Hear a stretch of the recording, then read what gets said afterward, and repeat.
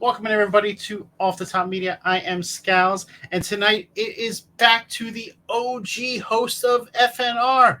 It is me, Jamie Rose, and Cam G. How everybody doing tonight? That intro's fire. That's crazy. I like It's it. fire. It's fire. It's missing something, but it's fire. Oh, Jamie, to be fair, you haven't been here, and we haven't known if you were coming back or not. Just slap like a sticker and says sometimes Jamie. No, it's dope. It's dope. But I want to thank Al. She is the one that came up with the intro. I said we needed a new intro. I wanted something a little bit different. I gave her a couple clips. She used the one in there, but I love how it turned out. Turned out good. All right, so let's segue now into the Smackdown portion of the show for the rest of the show. And we'll start off with what you were saying, that there's nowhere for LA Knight to go after this. Did you see when Logan Paul went to go into Nick Aldis's office, Cam? No, I missed that part. Okay. So Logan Paul's there. He's knocking on a door opens up. Out comes LA Knight. And they have a moment. And this is where they're planting the seeds for LA Knight versus Logan Paul for the U.S. Championship. So they already have that. And then you had throughout the night, and I felt bad for Mello. I really felt bad because he got destroyed on the mic by LA Knight. Like, cooked.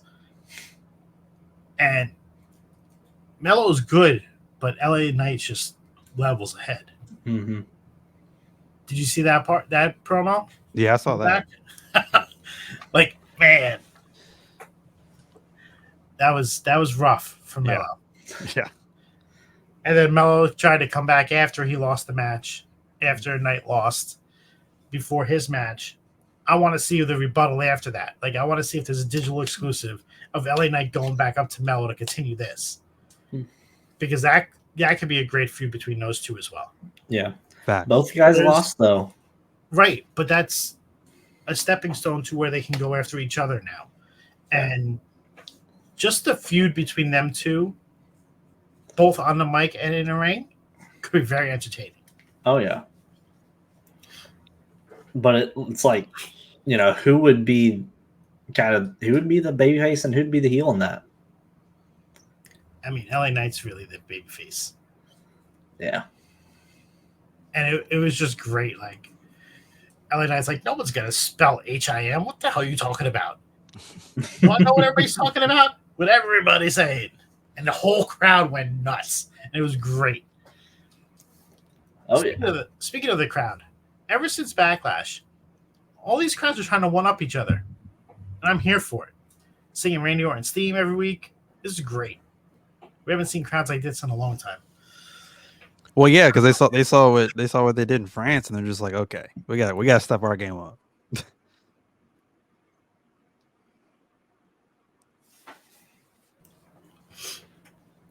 But dude, that France crowd. Let's talk about the Bloodline. The first segment in the locker room was awesome. With Tama Tonga going crazy. Like, what was he doing? He's a psycho. Dude, Donnie Thornberry, dude. Will, our own Will, made a great comparison on Twitter. He compared him to the guy in the backpack from Ace Ventura When Nature Calls.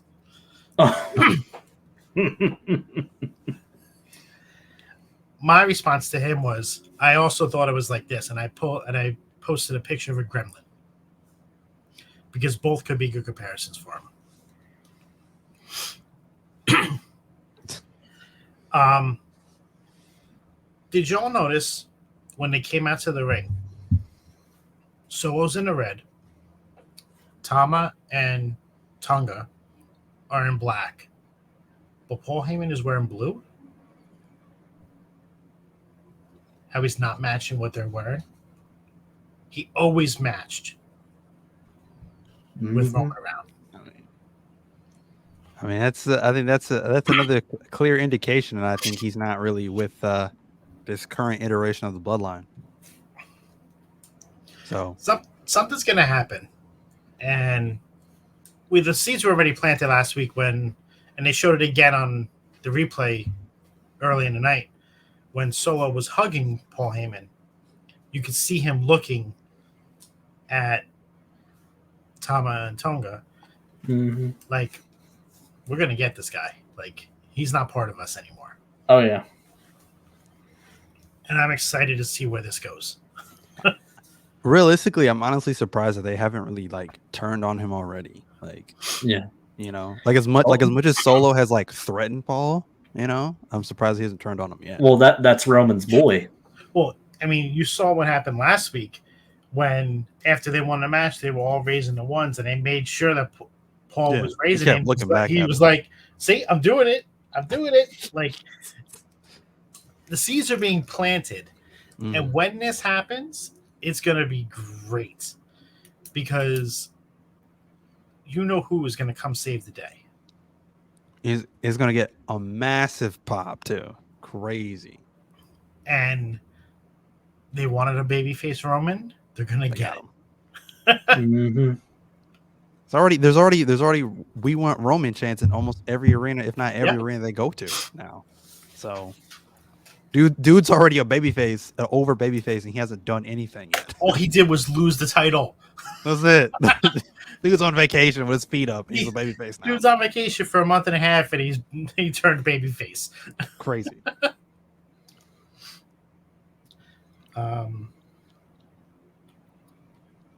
What else did we want to talk about from what happened on SmackDown? They had a great DIY video package. That was pretty cool. I like how they did. You know, they're detailing like how they came to be. Crazy to think that NXT really told them that there was nothing for them. That's insane. They showed. I like how they showed the Cruiserweight Classic, which is still one of my favorite like tournaments they did because that was awesome. But the Cruiserweight Classic match that they had, a banger classic match between Gargano and Ciampa. I like that. So yeah, I like that. Now the problem is like the feel they got from NXT. It's like it's going to be hard to kind of translate or transition that on the main roster because that's the DIY that I want. You know, yeah, them coming out in like the DX gear and stuff like that. Yeah, that's you know, goofy or whatever. Especially since of what R-Truth was kept saying about them. Oh, that's DX. That's Shawn Michaels, Triple H. So that's cool, whatever. But it's like that's not going to be enough to get them over to being the DIY that they were. So, but either way, though, it was a great video package. I think it's great that they gave them that time. So, are they showing this because the breakup is coming soon? I mean, maybe. I hope not. I think that would be a mistake, honestly. Yeah, I mean, I don't know. I've liked their feud when they were against each other, but together they work better. They work better together. But I mean, I would think they're showing this video package because they're getting ready for a push. I hope so. I mean, they showed a video package last week, and it's been great with what they're doing. So they need to keep the tag division going. So I'm hoping that they got a win today. So that definitely shows that they're not going down that road yet, but you never know.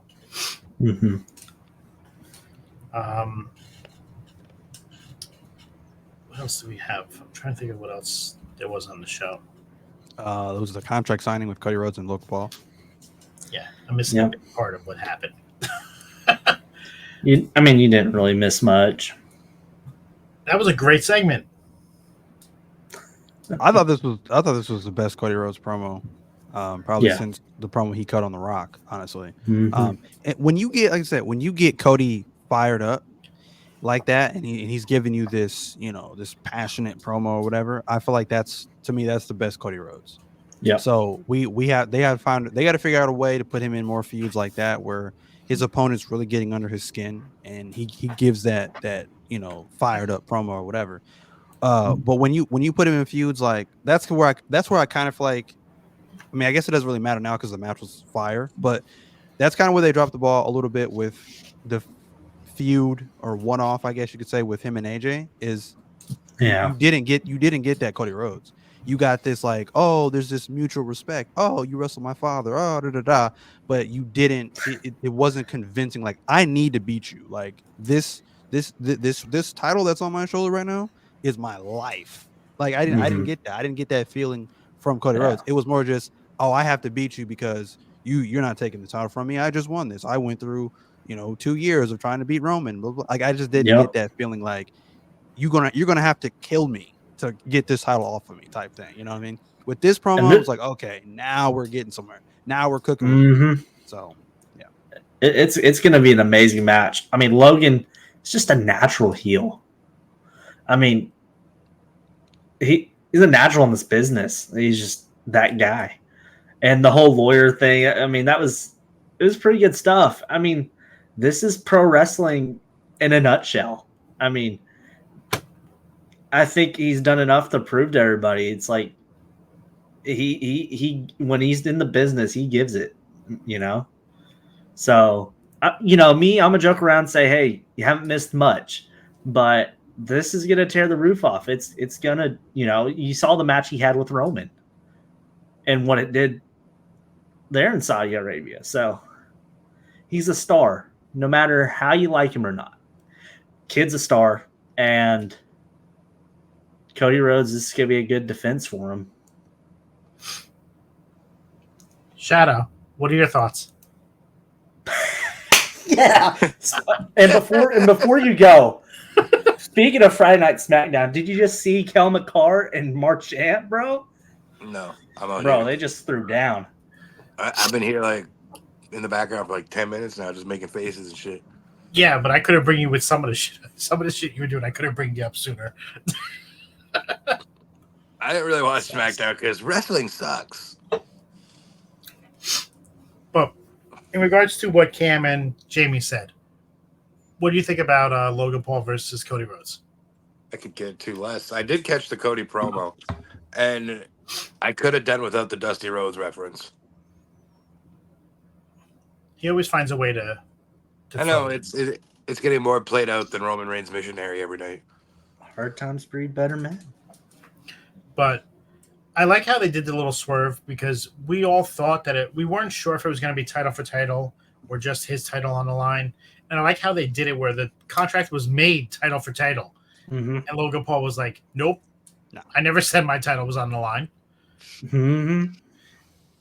And then he had his own contract ready to go. Yep. And then Cody was like, Nick, I got this. You can go. That's setting up something between Cody and Nick, too. Yeah. Because we know Nick Aldis wants to wrestle still. It would have just throw Dude, run it back from NWA 70, bro. I need to see LA Knight inserted into this. And you could have done a championship falls match where Logan could have got pinned for the United States champion by LA or Cody. Match still continues. And then until both titles have been pinned for, it would have been interesting. That would have been an interesting way to go about it. It would have been cool. It would have been interesting, but I don't necessarily. Go ahead, Cam. Go ahead, Jamey. I don't think it'd be a little too complex for the people to really get behind. Oh, that's right. Wrestling fans are stupid. Yeah, we are. No. Let me rephrase that. Twitter IWC fans are stupid. Ain't that the truth? And if you're watching on Twitter, we love you. No, go fuck yourself. I mean, 2 out of 3 falls. The first fall is for the U.S. title. Second fall is for the Undisputed Championship. Not hard to follow. It is when you're an IWC member. But I think like I was saying before, I think we're going to get LA Knight versus Logan Paul soon. That's going to be for the U.S. Championship. I do want to touch on something because I've been here for the entire show. when you guys had brought up who's that chick on Raw that's the up and comer. Lyra Valkyria. She's So good. switch back to a couple days ago. Cam said make that tournament mean something. Having her win it and projecting her into the not main event scene, but like between the mid card and main event scene would make that queen of the ring at least mean something. Yep. You don't necessarily need to give her a title shot, but you can project her into a feud where things are brewing to get to there. And the same thing goes for the men's. If Gunther comes out of it and goes towards and gets a title shot out of that too. So Bruins. Okay. You keep talking about hockey, Jamey. Well, we could talk about football, but nobody gives a shit about the Steelers. I only said that because he's wearing the Steelers hoodie. Was there anything else on SmackDown we wanted to touch on? I think we pretty much covered everything about it. Yeah, we covered that quick. All right. Anything else we want to talk about tonight before we go? Before we go, I'd be remiss if I didn't mention Jody Gillis tonight. She is a member of this community. She's a member of the podcasting community. She's a Firefly. She's a huge Ray Wyatt fan. She unfortunately lost her life yesterday. Then it was confirmed that she passed away. Don't know how old she was, but I know she wasn't old and she wasn't young. But nonetheless, she leaves behind children and a husband. So condolences to her family. Yeah, she's been big in the community for a long time. I first got to know her through Twitter and Wrestling Days and CW Wrestling and everything that followed stuff about Ray Wyatt. She ended up starting her own, the Insiders podcast, and she had her own segment called Abby's Corner. And it was a great segment to watch. She was very passionate about it, and our thoughts and condolences are with her and her family because it's a tough time for both her husband and her kids. Absolutely. So that was very well said. Very good idea, Shadow. Appreciate that. But anybody else want to touch on anything else before we head on out? I'm going to SummerSlam. Where are you seeing? I'm way up there, but I'm still going. You're there. You're in the building. Yeah. You are in the building. Cam's going to run to the ring and have an audition to be Kimbo Slice. Will's going. Will and Al are going to be there. You going to meet up? Oh, we should. That'll be a good idea. You know who's not going to be there? This guy. This guy. But I'll be going to Money in the Bank in a month. Yep. You're going to be going to that whole weekend, I think. Yep. Should be a good show. I'm excited for Money in the Bank. You know who's not going to anything? This guy. I'm trying to get tickets for the SmackDown before the week before, not the one the night before, because it's over at MSG. But we'll see. I think Scalz should just Is that a Stone Cold shirt on, Jamey? Yes. Nice. I thought it was Randy Orton at first, but then the more I looked at it, I realized it wasn't. Hey, I got a throwback Seth shirt on. Oh, the Monday Night Messiah. Monday Night Messiah? That's what's up. I love that like pane glass design. That's if the pandemic never hit, that would have been another phenomenal gimmick for Seth. I think the pandemic slowed down that gimmick a bit for him. Yeah. Because then we got all the craziness with the that gimmick was very much needed fan reaction, not. Yeah. I think it definitely had legs. It kind of, it reminded me a lot of like Straight Edge Society, just minus the straight edge. So, and the shaving of the heads. Yeah. Especially with AOP and all them joining, it would have been. They definitely needed a crowd reaction for it. But that being said, let's head on out for the night. Jamey, where can everybody find you? You could find me barely on the show FNR. They kind of wrote me off like I was a character in a show. But you can find me also on my socials at Jamey Rose X. At least you we can didn't find kill you off, man. Hey, ain't that the truth, man? No, I'm running that Roman Reigns schedule. But you can also find me with my broadcast partner Jake Hatley at Diamond State Wrestling on our weekly. Well, it's not weekly, but our episodic TV Flawless and upcoming shows. And yeah, you can find me just in all of my other shenanigans. I just want to thank you guys for having me back on. Go Stars. Cam? Well, you can find me right here every single Friday night with, for sure, Scalz. Jamey, I have no idea. And whoever third or fourth person decides to pop up every single Friday night after Smackdown. You can find me on our sister page on River City Radio. Monday nights on the table spot after Monday Night Raw. And then you can find me on River City Radio again on Wednesday nights after AEW Dynamite. And in terms of my socials, you can find me on TikTok at Call Me Cam G, Cam's Wrestling Corner, and Cam Squared Circle Mania. If that does not float your boat, you can find me on Twitter/X at CamandCheese317. And if that does not sizzle your bacon, you can find me on Instagram at 317 Bacon, Eggs, and Cam. Shadow, can we find you anywhere? You can find me on X stirring a bunch of shit, and occasionally you can find me here on the network. I'm kind of like a prom night dumpster baby. I'm not wanted around, so I'm here though.